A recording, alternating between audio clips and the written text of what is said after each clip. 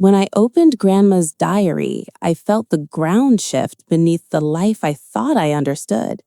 It happened on a quiet afternoon, the kind where time moves slowly and memories sneak up on you without asking permission. The house was too still, the air heavy with dust and old cardboard, and I remember thinking, before I even knew why, that some doors are better left unopened. But I opened it anyway. The diary was smaller than I expected, its spine cracked, the cover faded to the color of weak tea. It didn't look important at first, just another relic tucked into a box labeled Miscellaneous Attic. Yet the moment my fingers brushed its surface, something in my chest tightened, the way it does when you hear a name you haven't heard in years. I didn't know then that I was about to lose the version of my family I had carried my whole life. We had gathered at my mother's house that weekend to do what families often promise and rarely finish, sorting through old belongings. The attic had become a kind of emotional landfill over the years. Boxes from 3 generations sat stacked like forgotten chapters, each one holding pieces of who we used to be. My mother moved carefully, slower than she once did, brushing dust from picture frames with the same tenderness she used to smooth my hair when I was a child. My sister joked too loudly, as if humor might keep sentimentality at bay. Every now and then, someone would call out, "Do you remember this?" And we'd all pause, leaning into a shared memory like it was a warm fire. Grandma had been gone for 7 years by then. She was the anchor of our family, the storyteller, the peacemaker, the woman whose laugh filled rooms and whose advice carried the weight of scripture. We spoke of her in absolutes. Kind, strong, devoted. There was never an except. The diary was found when I was alone. I had pulled down a box wedged behind an old trunk, the cardboard softened with age. Inside were things no one had touched in decades, yellowed letters tied with ribbon, a pair of gloves, a pressed flower sealed between book pages. At the bottom, beneath a folded apron, was the diary. What struck me first was the handwriting. It wasn't the neat, looping script I recognized from Grandma's recipe cards. This was sharper, more urgent, the ink pressing hard into the paper as if each word mattered more than the last. I flipped a page, then another, telling myself I was only curious. The first line I read was dated nearly 40 years ago. I don't know how much longer I can keep this from them. I sat down on the attic floor, dust clinging to my jeans, my heart beginning to beat just a little too fast. Before that day, my life had been steady, ordinary in the best way. I worked part-time at the local library, a job that suited my temperament. Quiet aisles, familiar faces, the smell of old paper and lemon polish. I had a husband who remembered to bring me coffee in the mornings, and children who called more than they texted. Sundays were for family dinners, my mother's pot roast, my sister's 2 salty mashed potatoes. We laughed about the same stories, argued about the same things. Our history felt solid, dependable, like a house built on bedrock. And Grandma was the foundation. She had raised my mother with discipline and affection in equal measure. She taught me how to bake bread, how to listen without interrupting, how to forgive without announcing it. When she died, we grieved deeply but cleanly, the way people do when they believe there are no unanswered questions left behind. That belief was a comfort. I clung to it as I carried the diary downstairs later that afternoon, slipping it into my bag like contraband. I told myself I'd skim it, satisfy my curiosity, and put it back. No harm done. But that night, when the house was quiet and the clock ticked louder than it should have, I opened it again. The pages smelled faintly of lavender and age. At first, the entries were mundane. Notes about weather, grocery lists, complaints about an aching knee. I almost laughed at myself for expecting drama where there was none. Then the tone shifted, subtly at first, like a storm gathering far out at sea. Names appeared that I didn't recognize, dates that didn't match the stories I had grown up hearing. And beneath it all, a tension I couldn't explain but felt in my bones. One entry mentioned a man, only by his first name, spoken of with an intimacy that didn't fit the timeline of Grandma's marriage.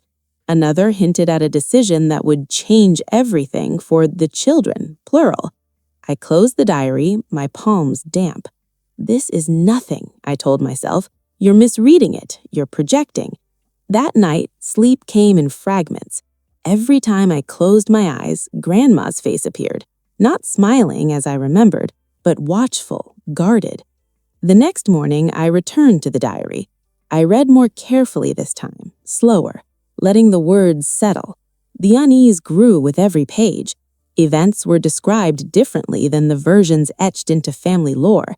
A trip we celebrated as a turning point was recorded as an escape.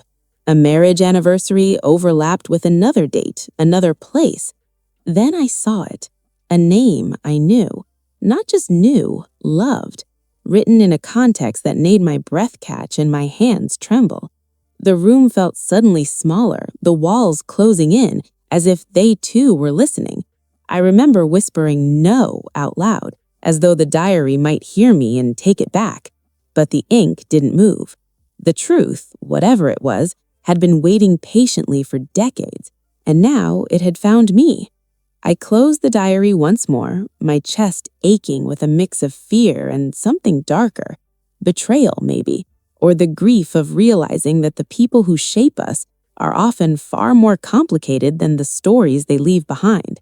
I wasn't ready to tell anyone yet, but I knew, with a certainty that frightened me, that nothing in my family would ever look the same again. I carried the diary with me for days like a secret I didn't yet have the courage to name. It stayed tucked inside my bag, wrapped in a dish towel as if that could soften what it held. I went about my routines, work, phone calls, folding laundry, but everything felt slightly out of focus, as though I were watching my own life from a step behind. At the library, I returned books to their shelves without remembering their titles. At home, I burned toast twice in one morning. My husband asked if I was feeling all right, and I smiled too quickly, told him I was just tired. The truth was heavier than tired. It sat in my chest, pressing down, asking to be acknowledged. Every night, after the house went quiet, I opened the diary again. I told myself I was looking for context, for proof that I had misunderstood. But the more I read, the clearer it became that Grandma had been living a life we never knew, a life carefully folded away, like the diary itself, hidden behind sturdier, more acceptable truths. The entries grew more emotional as the years passed. I look at them and wonder if they'll ever know.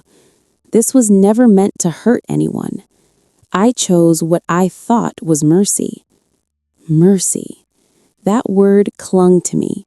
What kind of mercy required decades of silence? The first real crack in the story I'd grown up with, when Grandma wrote about a winter we all remembered fondly. We called it the year everything settled. It was the year my grandfather got promoted, the year they bought the house with the maple tree in front, the year stability arrived. But in the diary, that winter was described as chaos. She wrote about panic, about fear, about making a choice because time had run out. And then she wrote about my uncle, except not the uncle I knew. She described a baby born under circumstances that did not align with the family narrative, a child whose name matched my uncle's, but whose father could not possibly be my grandfather, not according to dates, not according to her own words. I stopped reading and pressed my hand to my mouth. My uncle was the glue of our family, the jokester, the one who showed up early to help and stayed late to clean. He looked nothing like my grandfather, but we had always laughed that off. Takes after Grandma's side, people said. Had we all been so eager to believe the easier version? I flipped back through earlier entries, my fingers shaking now. The man mentioned before, the one with the unfamiliar name, appeared again and again, always briefly, always carefully, but the affection was unmistakable. So was the guilt. Grandma hadn't just loved him, she had built a future on the decision to erase him. I closed the diary and stared at the wall, the hum of the refrigerator the only sound in the room. I felt disloyal, like I had betrayed her by knowing this, like I was holding something fragile that wasn't meant for my hands. Yet she had written it down. That mattered. Some part of her had wanted the truth to exist somewhere, even if it stayed hidden. I thought about my uncle, about the way he hugged Grandma just a little longer than everyone else, about how he always seemed to carry a quiet sadness beneath his humor, about how fiercely she defended him even when no defense was needed. What had it cost her to keep this secret? What had it cost him? The next Sunday, we gathered again for dinner. The smell of onions and roasting meat filled my mother's kitchen, familiar and grounding. Plates clinked, my sister complained about traffic, my uncle told a story halfway through chewing, making everyone laugh. I watched him differently now. Every gesture felt loaded, every smile felt like a question. Did he know? I studied my mother too, her posture, the way she poured gravy with steady hands. Had she been part of this deception, or had she been protected by it the way children often are? At one point, my mother mentioned Grandma, her voice softening as it always did. She would have loved seeing us all together like this, she said. My throat tightened. Would she? Or would she have been afraid of what might surface if we looked too closely? I excused myself early that night, claiming a headache. In truth, I couldn't bear to sit there pretending that nothing had changed. The following week, I went back to the attic. I needed more than the diary. I needed confirmation, something tangible that could anchor the story in reality. I pulled down more boxes, my arms aching, dust coating my skin. That's when I found the letters. They were hidden inside a hollowed-out book, the kind meant to deceive. My breath caught when I opened it. Inside were envelopes, neatly stacked, all addressed in the same unfamiliar handwriting, the same name. My hands trembled as I opened the first one. The letter was short, but devastating in its clarity. I miss him every day. I hope you'll tell him someday why I had to disappear. Disappear?